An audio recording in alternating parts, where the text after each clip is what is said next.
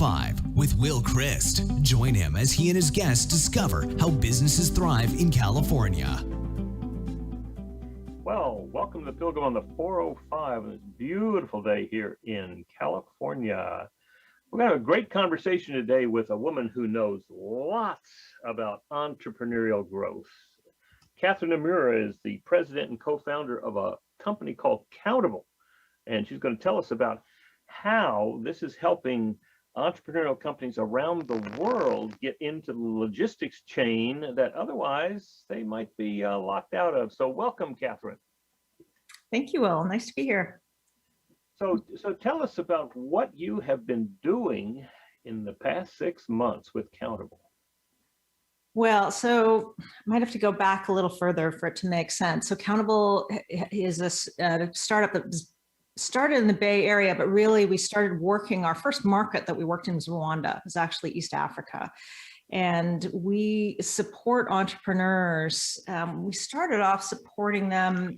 Usually the problem that we discovered that the small entrepreneurs we were working with was sort of akin to trade finance. And they were trying to, these were entrepreneurs who were trying to import goods into East Africa and running into a classic problem, which we quickly realized is quite universal and global and happens even here in California, which is you win a contract with a very good customer. You need to buy goods in order to deliver on that contract. There may be more than just delivering the goods. There may be installation or other kinds of service involved.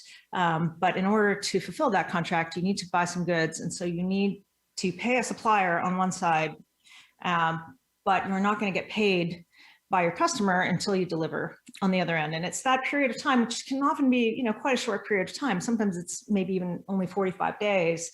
But that can be a real challenge for a lot of small businesses, especially when they're trying to grow quickly. So there's, if you're trying to grow really quickly, you may be able to do it at first using, whatever lines of credit your bank will give you, using your own collateral, but that quickly becomes, a limiter. And then eventually it just, if you're growing quickly, you want to get contracts that are bigger than what your ability is to take care of that financial gap yourself. And so this is something that we learned very quickly as universal, but in the process of how we came to solve that problem, which is actually partnering with these entrepreneurs, we created a technology platform that allows us to connect these businesses and help them become digitally native in a way that is incredibly simple, works really in line with the way that they do business. So there's no setup, there's none of this kind of professional services kind of consulting that you normally need to do to get software platforms to work for your company. It's just built to actually make it work. And it takes the data that they generate in the everyday course of doing business and turns it into business intelligence and into data that they can use actually to win more contracts, to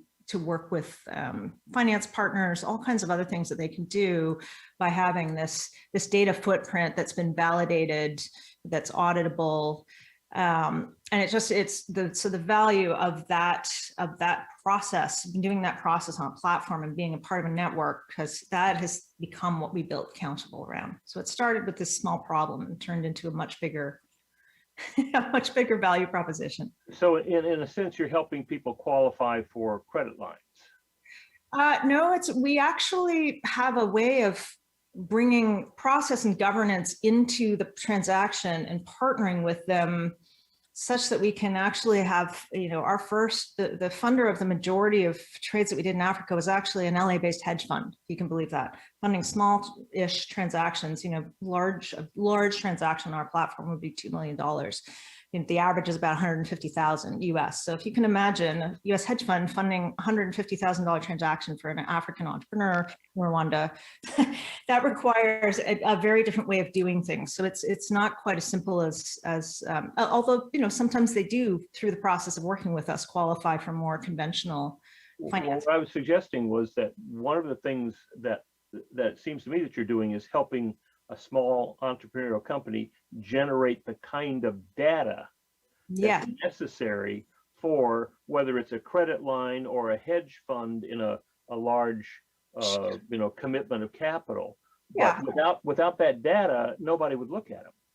That's right. And you know how we do that at the beginning. I mean, it's always, this is one of those chicken egg problems where the first ones are always the hardest. How do you prove that you can do what you can do? And you know, you need the money to prove it.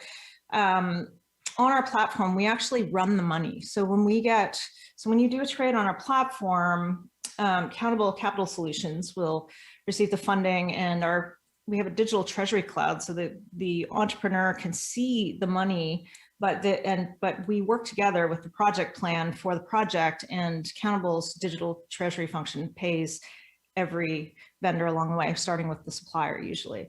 And that helps to, you know, reduce risk significantly too, but then all that data is there as well. And so that makes it possible for different kinds of funders to participate than would be able to, you know, just on the basis of the data being available. So there's also a process part of this that makes different things possible. I think you shared with me a story of an entrepreneur in Rwanda, and that he had won a sizable contract for pumps for the port. Was that right? Or was that something that we had made up as a possible story? I think it was a possible story because we were talking about a contact you had who was in the pumps business. We have done projects involving pumps, but usually I tell stories mostly that involve either IT equipment or medical equipment. Well, tell us a story about somebody who has a contract to supply IT equipment, but they have no way of buying the IT equipment because they don't have the capital. Sure. Yeah. So I'll tell you a story that, and actually anybody who's listening can go and see the video for this on YouTube, where you can actually hear this entrepreneur talking about his story, standing in the school for girls where he built a computer lab, which is up pretty much 24/7. It has very, very little downtime because he knew exactly what type of equipment they would need. This is a school that's in rural Rwanda. The environment's very dusty. They have a lot of power issues, so it needs to have battery backup. And of course, they're kids, so it needs to be protected against viruses and all those kinds of things too, because they're just going to use the computers the way they do. But they need them to be up because it's a very important part of their curriculum to be able to connect to the outside world through these computers. And so, you know, a typical scenario for him in building that type of lab before Countable would be he would actually have to get on a plane and fly to another country, say Dubai, you know, and go to like the equivalent of a Best Buy almost, you know, go somewhere, buy all the things retail, bring them to the airport, try to get them on the plane, make sure everything actually gets on the plane, and then be at the airport and make sure it all comes off. And then, you know, bring it through customs and do everything himself. That was, you know, that was Rwanda at the time. They didn't have, if you don't have, you know, distributors in your country that are providing the specific types of products you need, you have to find another way to get them. Didn't have Fry's Electronics down the street. Right, exactly. One of my friends were, why don't they just order them on Amazon? Work in East Africa.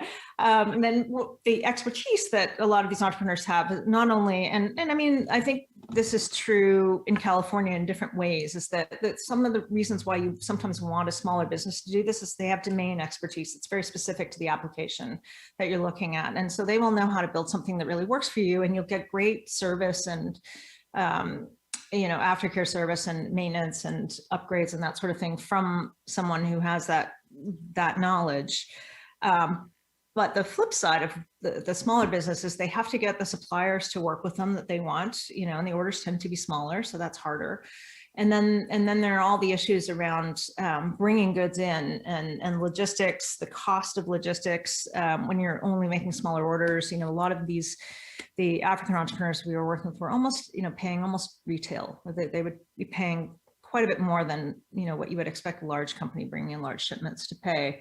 And that all ends up going into the cost of these goods. And when you're talking about building something in a school, you know, you don't want the budget to be super inflated. The same thing is true with medical supplies. You know, they become much more expensive. And so you get obviously less impact for the dollars being spent if you have these costs. And then comes in the capital issue that we were talking about, the cost of capital, if they can get it. And banks would typically say no to this type of activity. And, you know, it makes sense if you're a bank.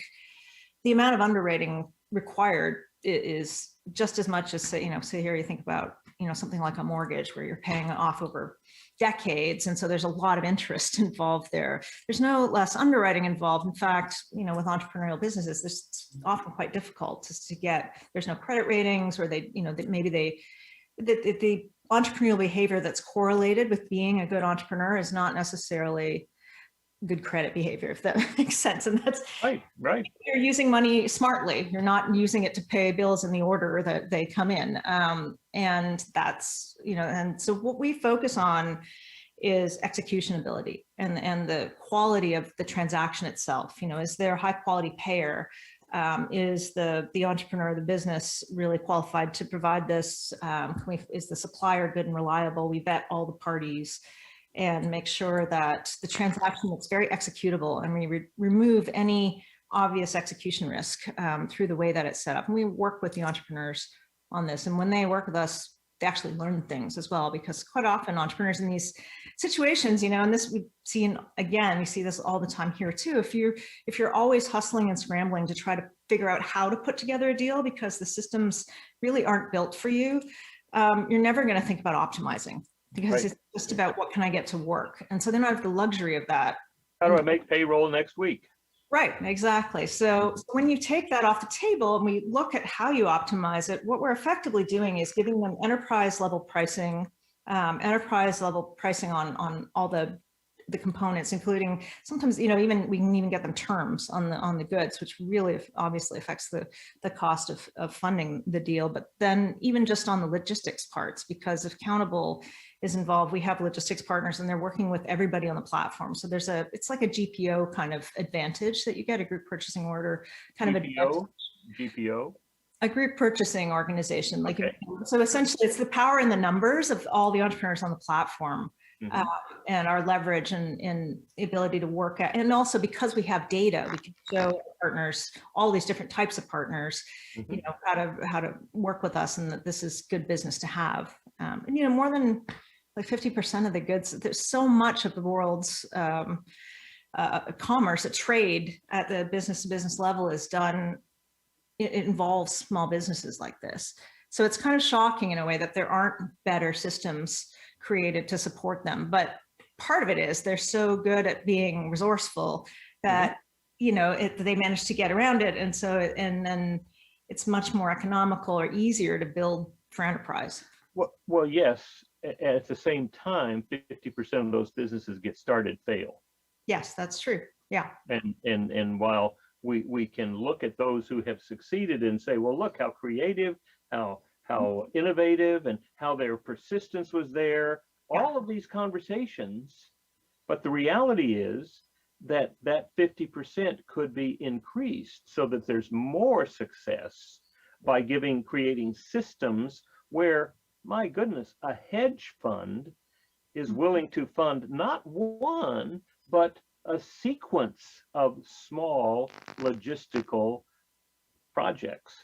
Yes, and in fact, it becomes more attractive for them to do so over time. I mean, we can actually attract capital from markets like that to this kind of trade, which, as I say, it's a huge portion of global trade, actually. Yep. The fact that these types of markets are not engaged and don't have a way to engage is part of what keeps it small. What you're really doing is reducing the friction on it so that money flows easier and the goods flow easier. The needs are being met by local people, which is a huge difference to my way of thinking. Yes, you're absolutely right. And it's something which we've discovered is highly desirable in the US right now as well. Oh, so tell me about that. So there are many well, you can start with corporations who really are committed to local content, to supplier diversity, and using local suppliers to support, say, retail outlets, both building facilities and then also supplying them. But it's very challenging for a large corporation to manage a large, cadre of small businesses. And there hasn't been a platform to do that on until now. And that's what Countable has built, this ability to sort of translate and to aggregate the activity, the very sort of messy, small, lots of different transactions, not digital, all that activity of all these small businesses, to turn it into data and into processes that can then be digestible by a large corporation that needs to make decisions based on, higher level view of what's going on. Digestible, which creates credibility. Yeah, credibility and also real-time ability to see what's going on. So there's a lot of visibility. There was this period of sort of data darkness when a small business takes over. It's like we talk about it in terms of our African trades, like 2 different transactions on maybe SAP or something like that on these enterprise resource planning systems. There's when the big manufacturer ships the goods over, they hit the port, and then it's dark until the government agency or whoever buys it on the other end, and they have it in their system. But what happens in the middle has been completely. And for the entrepreneur, it's don't bother me with that. I'm busy getting the goods to the place they need to be. So don't bother me with having to register anything or track it. Yeah. So through our system, we get end-to-end transparency, which then allows you to really start doing some interesting things with optimization. And I talk about optimization because I know, with your EOS background, that's going to be something that you're interested in, and I'm sure that your listeners. Well, that's right. But so help me to understand, how do we get to the small businesses, and they can certainly be majority culture businesses, or they can be minority businesses. So. But it's really addressing those, not so much as a sale. Yeah. Right? I mean, a doctor doesn't pick up the phone and say, do you have cancer? Because I've got a cure for it. Right? And you're not trying to buy that cure. You're really looking to participate in that. So how do we get to those small businesses and help them to see this is not trying to get you to do something that's not in your best interest? But here's an opportunity for you to participate in the larger business community. Yeah, it's a really good question. And I think part of it is helping them to see, I think entrepreneurs do understand how they are disadvantaged. It's the water they swim in too. That's why we go on the streets and protest, right? Yeah. So the system is against us. It's discriminating it, and it's not just Black. It's anybody who is a smaller entrepreneur. Right. So part of it is then helping people first understand this is a solvable problem with data. And it wasn't 10 years ago. It is now. So that's why this is so new and why it's happening now. With with our smartphones, with our computers, the connectivity that we have, and the sort of things that have gone before, there are lots of businesses, there's lots of platforms out there that we're all quite familiar with now. Like you can get an Uber, the Uber driver has a platform now to be able to sell their time driving their own car. I mean, that's an example. But so building on everything that's been created so far, we are now at a stage where we are able to create a platform that is simple enough for these businesses to use, that they can come on. It's like, it takes no effort to try it. Basically, you can actually do it as a free trial right now even the cost of doing this now has been lowered down to where it makes sense to do it. And that would not have been true without technology. Yes. And that makes it financially viable. What I'm looking for is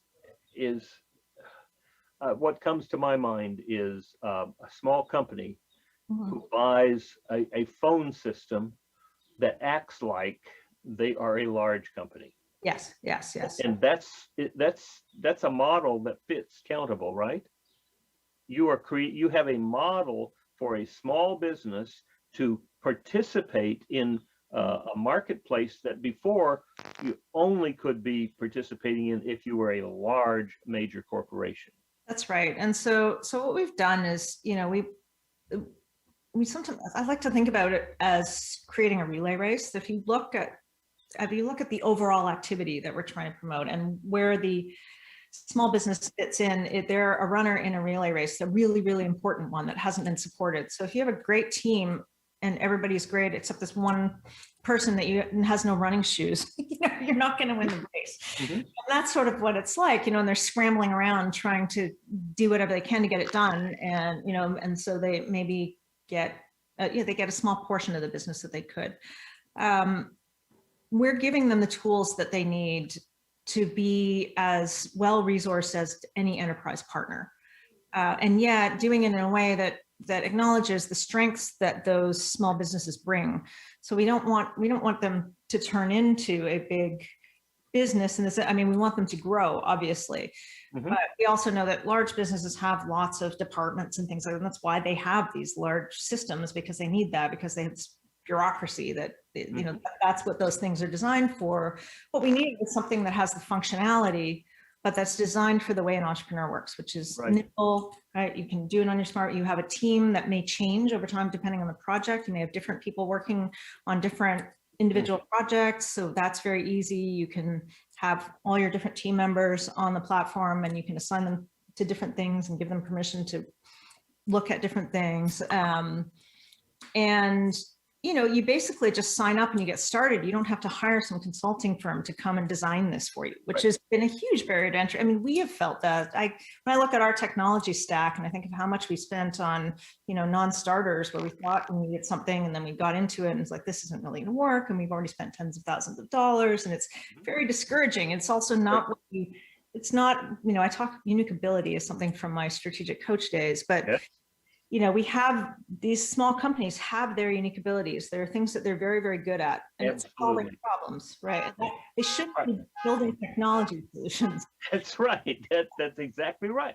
So we're going to take a break here, and we're here from one of our technology partners who's sponsoring our show, and be right back. And then I want to pursue with you what in EOS we call a marketing strategy for Countable.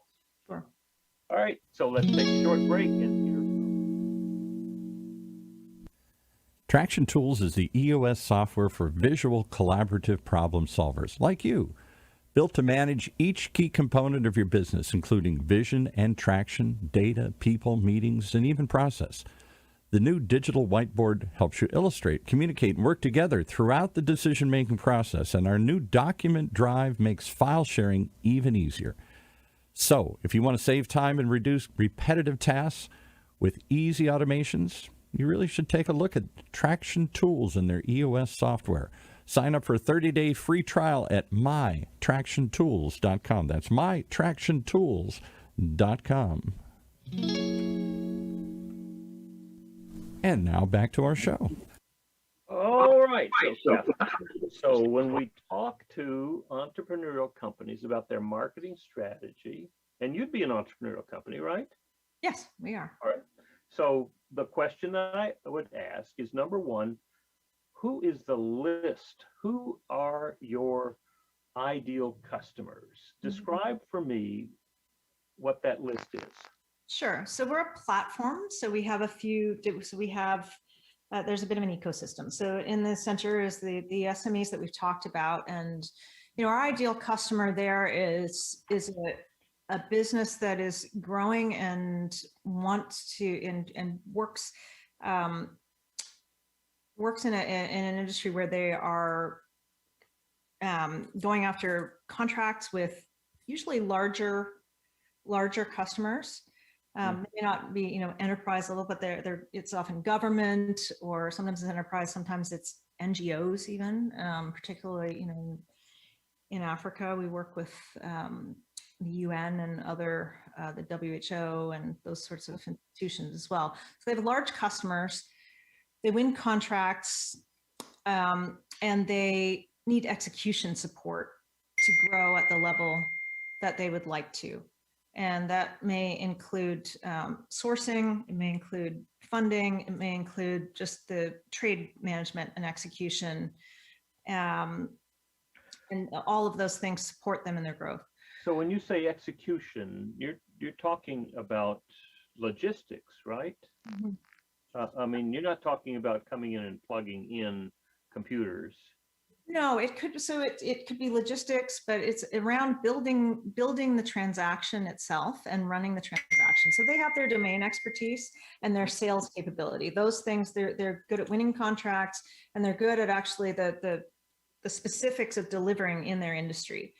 The challenges that they generally have are around getting the goods to be able to do that effectively. And this getting the goods is actually a whole other area. It's really global trade and finance and It's outside of the the true domain expertise. But, anyone who's been successful has some ability there, but it's never going to be the thing that they should be focusing on the most. That's not their unique ability. That's right.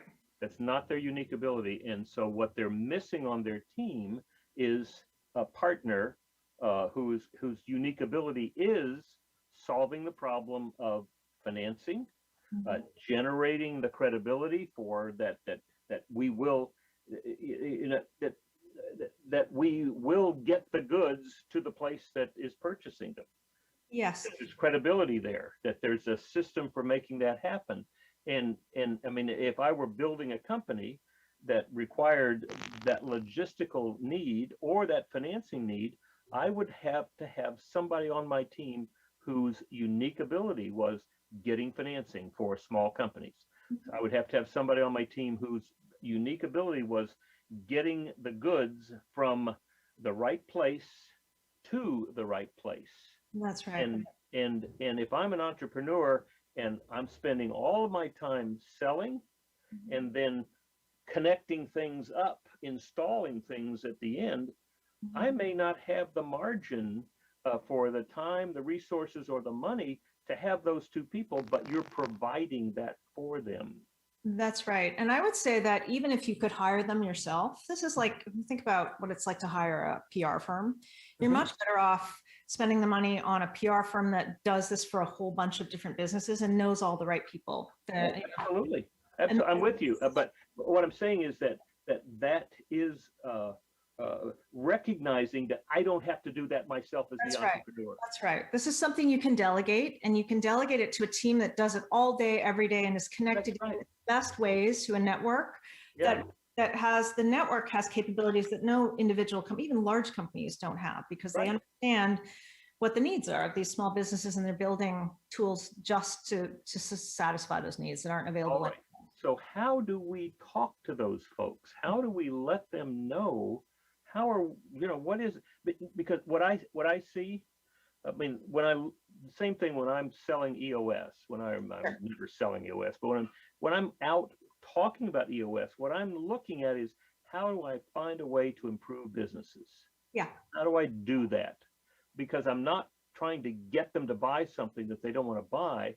I'm trying to give them the opportunity to get what they want. Yeah.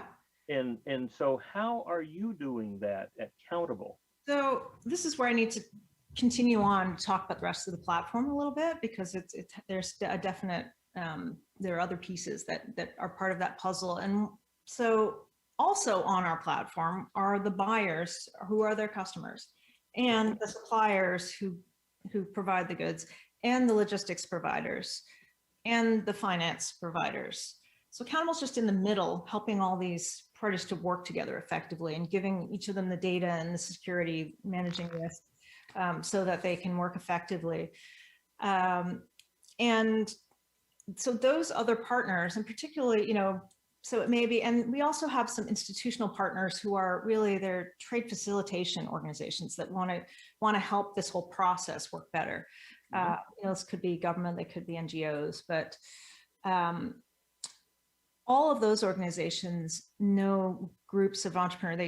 They have they have a constituency, they have a membership, they have the procurement departments of these large organizations. The corporations have small business suppliers, so they have a list, and they want them to do better. And this is where, we can work with them to work with their suppliers and get them into a program. And then inside of a program, we can do even more for them, because quite often then we can bring in, different things that we couldn't do if it was a bunch of one-off different transactions, and get, even greater efficiency. There's clarity around, who the parties are. If the buyer is the same, if they're all connected to the same buyer, that reduces risk, for instance, for funding, or they may have access to funding. If they're paying for this stuff, they might want to use their own financing, but run it through our platform to make sure that they know exactly where the money is and how that's all being handled, and that all of the suppliers who are working with those resources are supported fully through Countable's network. So that's one of the main, particularly, that's happening actually all over the world. We're working with large both suppliers with their distributor networks and with buyers on their supplier network. Excellent. Mhm. So you are helping them get that job done. Mhm. I'm wondering, those small companies, what's the typical range of employees in those companies? Are they startups? Are they? They tend not to be startups. It could be a startup. We would probably start with small transactions with a startup, but generally speaking, they're fairly well established. But it depends on the industry, and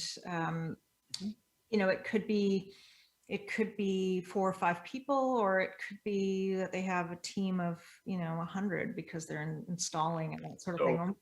For EOS ears, EOS ears pick up at 10 to 250 employees. Yeah, I would say that's a sweet spot. And now those companies have issues around logistics and funding and running the transaction, sourcing. I'm just wondering, how many of those companies have an organization that is helping them get what they want? I think, again, a lot of them are working in a sort of I would say the larger, more established ones maybe have more regular processes, but quite a number of the smaller ones, particularly what we've seen in East Africa, is that they're hustling a lot. So it's a one-off. Each transaction is a new thing. Like they're chasing contracts, they get it, and they figure each one out as they go. And that's a fairly typical scenario, which obviously doesn't leave a lot of room for the kind of what you're talking about, because each time, and in some cases, they may be hiring different people every time to do, we have to talk about FTEs versus who else they're hiring to get the work done. That depends a lot on the industry. It's the Hollywood process, right? It could be for some of the projects. So let's get everybody together, and everybody knows we're going to be here as long as the movie goes, and then we're gone.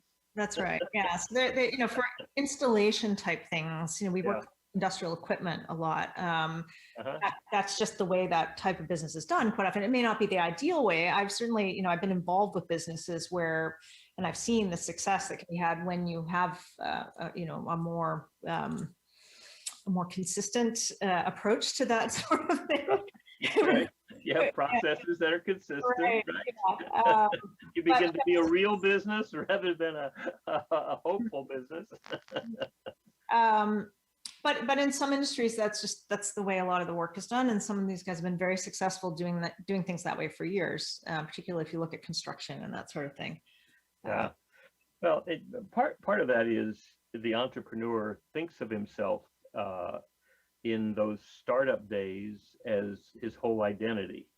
If I'm not working 80 hours a week, I'm not maximizing my value, which is not true. It's not true. I mean, if you're very few people are working 80 hours in a company at the leadership level and working the majority of their time in their unique ability. Absolutely. I mean, you need to be able to delegate to grow. It's absolutely essential. It's the Right. first obstacle that you have to get over, is the need to be a rugged individualist and control and do everything. And, I, again, referring back to strategic coach and Dan Sullivan, it's the very first thing, and sometimes the hardest thing to let go of, is that desire to be in control of everything. Let go of the vine. Right. Yeah, it's the best thing for your team, and obviously your own creativity and your ability to even just to think straight. Being able to kind of get away from it and let your team run with things is important, but you have to have a team you can trust to do that. And the flip side of that is you have to trust your team. So it's usually the leap of faith the entrepreneur has to make. That's right. Yeah. So I'm just curious, about how EOS implementers could help those companies, in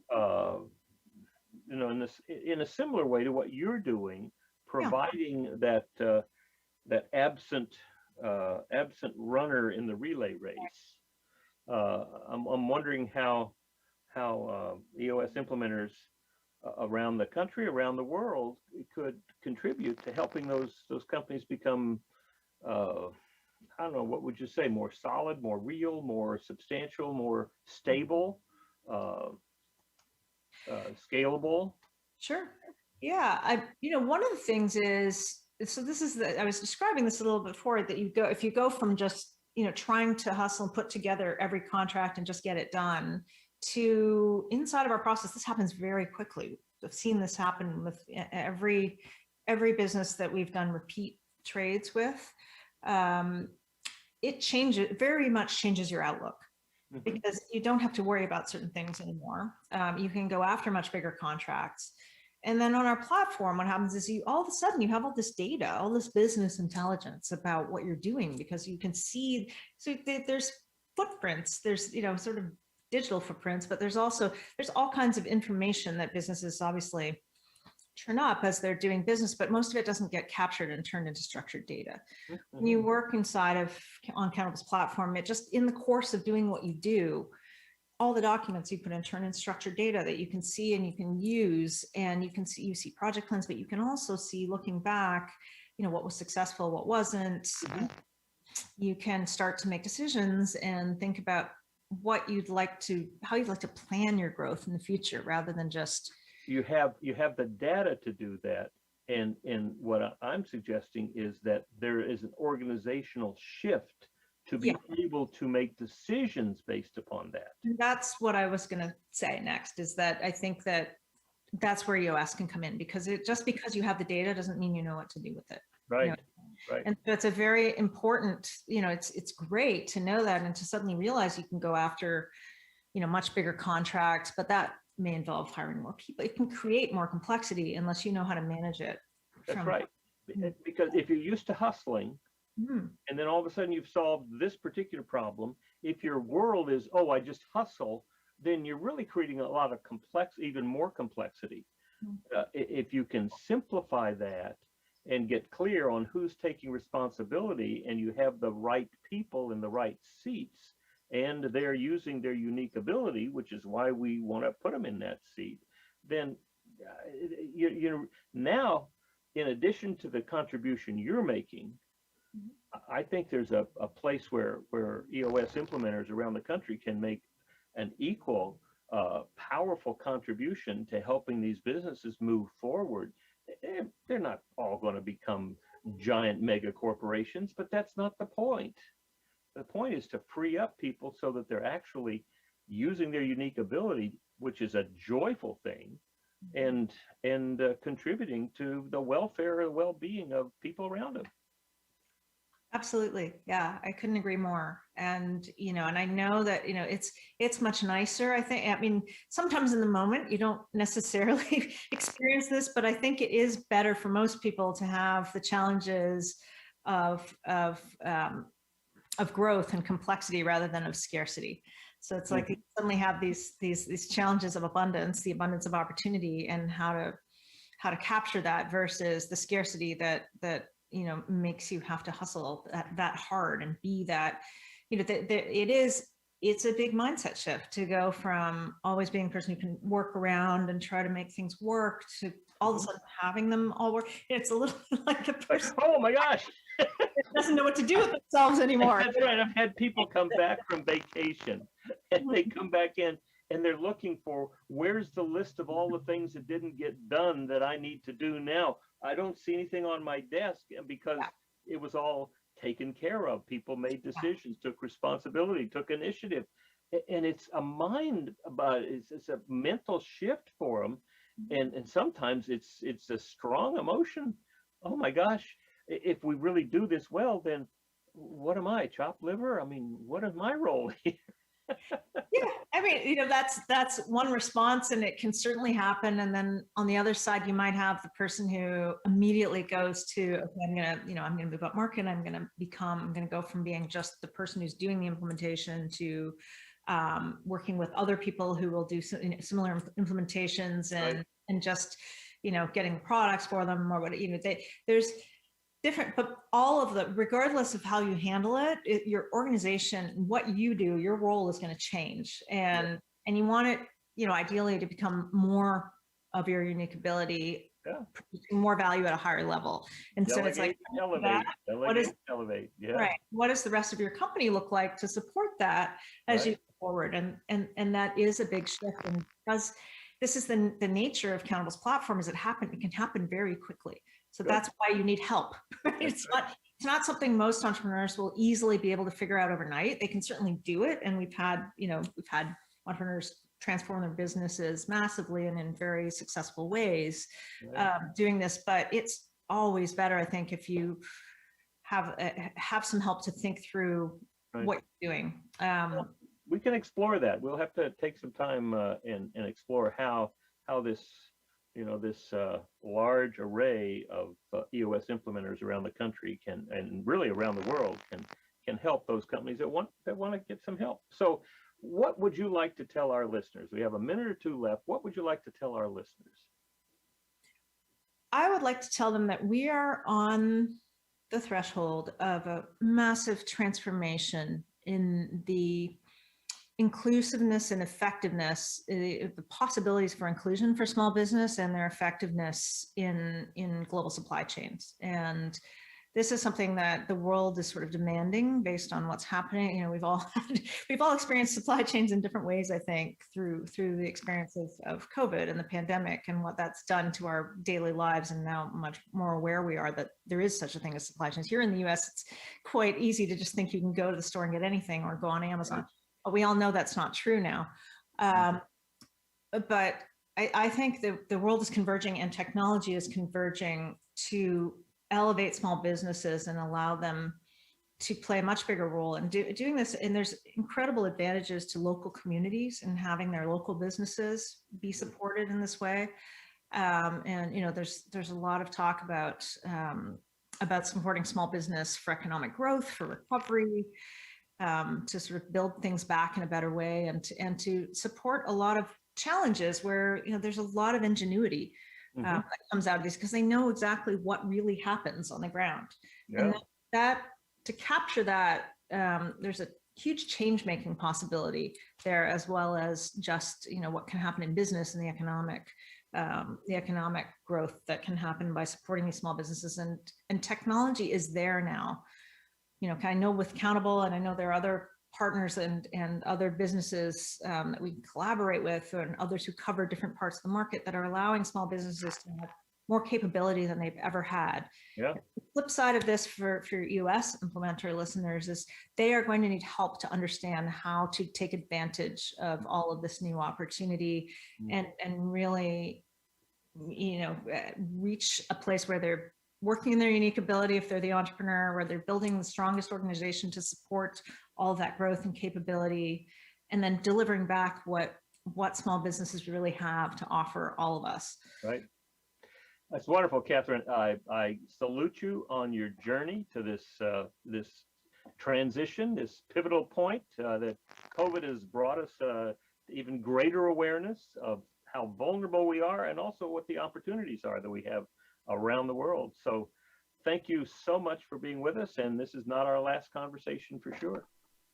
Thank you. It's always enjoyable to talk to you, Will.